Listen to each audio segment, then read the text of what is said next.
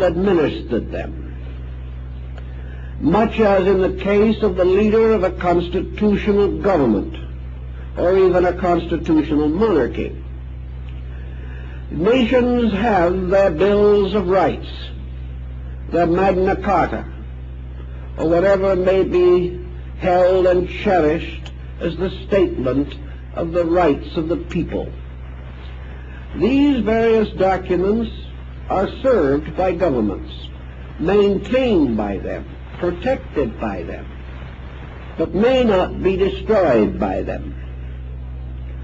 Thus the question arose, could law have come before the gods? And there are many ways in which this could be made to seem rationally possible. First of all, as we explained last week, we have to find some answer to the mystery of where the gods came from. And it might be easier to assume that they were products of law than to assume that they were spontaneous creations, something coming forth out of nothing. It might then be quite possible to assume that law, an immutable pattern, is intrinsic in the essential essences of existence, that laws like space and eternity and substance and essence and being have always existed. Therefore, that as long as the essential elements from which the world is fashioned are eternal, law can be co-eternal with these elements. For unless this is true, these elements could never change their relationships with each other and could never pass through the vast pageantries of creation which we behold when we study the stars. Therefore, the wise came to the conclusion that before gods and men there were laws, that these laws were the rules innate in all energies, that energies are self-governing, that all principles and patterns are self-maintaining, and that as surely as crystallization in rock or fission in cells, these take place with or without the consent of man or any arbitrary force that we know, simply because these processes are the right, natural, and inevitable procedures. Because this is true, then all existence is sustained by innate processes, invariable and utterly consistent.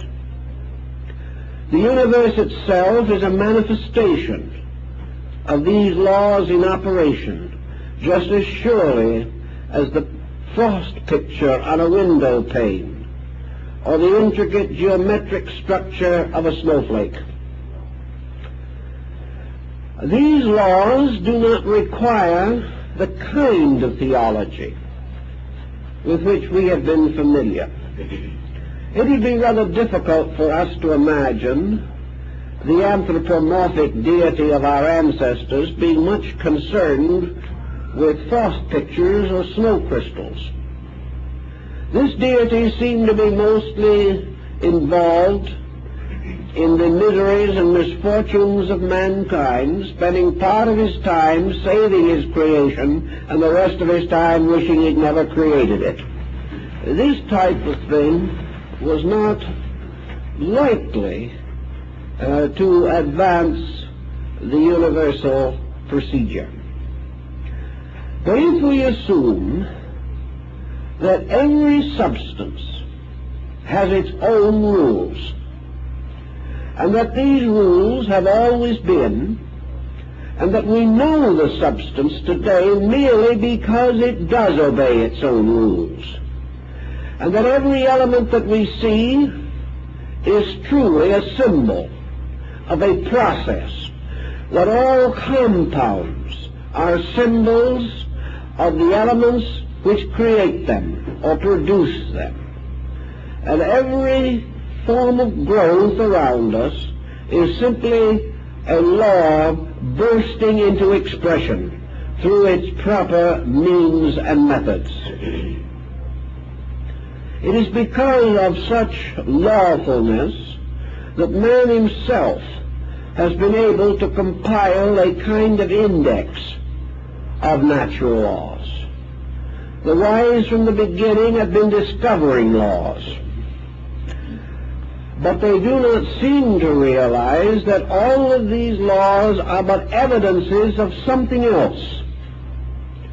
The magnificent archetypal totality which can only be attained by all of these laws in operation and must from the beginning express through the perfection of its laws whether its expressions are visible to us or not.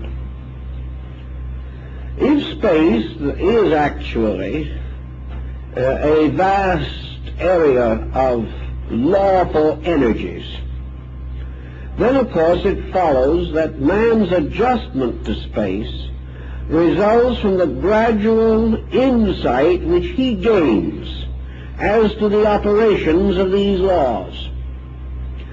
The alchemists of the Middle Ages pointed out that the Holy Scriptures were books which described lawful processes, and that nature itself was also an unfolding scripture in which all of the great edicts of the infinite were set forth in living characters. This attitude distinguished most ancient areas of thought. Man, becoming aware dimly that he does inhabit a universe which has rules, also recognizes that for some reason he alone seems to have the power to disobey rules. Now, perhaps he is wrong in this. It may be an arrogance of his own to assume that he can even be very wicked. But we do not see around us in nature as many rebellions against natural law as we find in man's nature. It therefore would appear to be that the most dangerous instrument of man's relationship with life is the human mind. Those creatures in which mental natures are not individualized never rebel against law, but fulfill it without question. Perhaps a few human beings who have come to a great insight into the mysteries of natural law have also verged toward this complete obedience. But for the majority, life is a resistance to this lawful pattern. The individual, seemingly convinced that he is able to defend himself and his own purposes against the infinite pressures of space around him. This is one of the points which we also find in Oriental philosophy. Sometimes Eastern thinkers are termed fatalistic simply because they assume that the individual is powerless to withstand universal purpose. Here in the West, however, we like to think that man is strong and universal purpose is either weak or non-existent. We have not yet learned enough by trial and error to realize where the error lies. We still assume that we have merely made some kind of a technical mistake which can be corrected in the next experiment. We are still attempting to exploit laws, to go against them, or to prove that we are superior to them, and therefore potential masters of space. Universal laws have many levels of manifestation, and we can find some examples of these levels or parallels to them in the study of the spectrum. Here we observe that one light, broken up prismatically, provides us with a complete spectrum of colors. Yet all these colors are invisibly held within the white light. And if all colors are imposed upon each other, we can also achieve what we call the no-color black.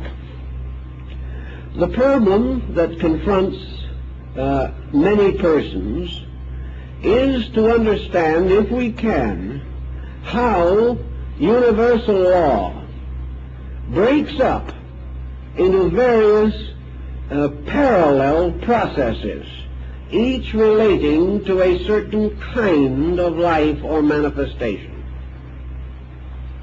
We do know, however, that as light is broken up to become colors, so the universal law pattern is broken into a mass of different parallel processes. We find law applicable to harmony and sound, to light and color.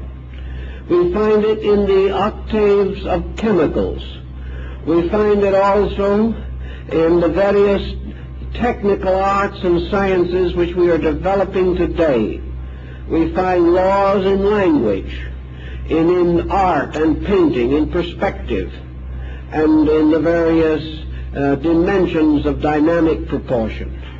We see laws in the canons of architecture, and we observe that if we break these laws, the resulting structure is not satisfactory. If we break the rules governing the processes of nature, these processes simply fail to fulfill themselves, or may turn upon us and endanger the individual who abuses them. If we build a house in defiance of architecture, it may fall and bury us in its rubble. Thus, everywhere, man experiences the need to discover the rules. There are laws governing even the simple trades of the carpenter and the stonemason. There are laws governing the professions, the methods of legislation and jurisprudence. Everywhere, experience has taught us that we have to set up rules. In old times, one of the first great codes that was given to man, the Code of Hammurabi, was said to have been revealed to the king by the deity Nebo, or Merodach. The likeness of the god was represented in the inscriptions at the beginning of the code. And in this code, Hammurabi sets forth his intuitive insight into the natural processes of human relationships. Actually, the laws of Hammurabi are still astonishingly just and extremely practical, although we have left them far behind in the complications of jurisprudence. But everywhere we have to find laws. And as we examine for them and catch up to them, or perceive them at least dimly in the abstract patterns of things, we have a new initiation into the universal plan. We become more aware that by using law constructively, all is possible. That the moment we use a law constructively or give it a lawful application that has not previously been generally known, we are actually contributing to the manifestation and evolution of that law process. The more laws we discover and obey, the more discoveries that we make through the cooperation with just laws, the more rapidly the whole universe unfolds its purpose. Thus man becomes truly a kind of priest in the temple of universal law. He serves the great statutes and edicts of his faith, and in doing so also advances all lawful works in nature. These lawful works are brought out of darkness, out of caves, as Bacon said, and given their proper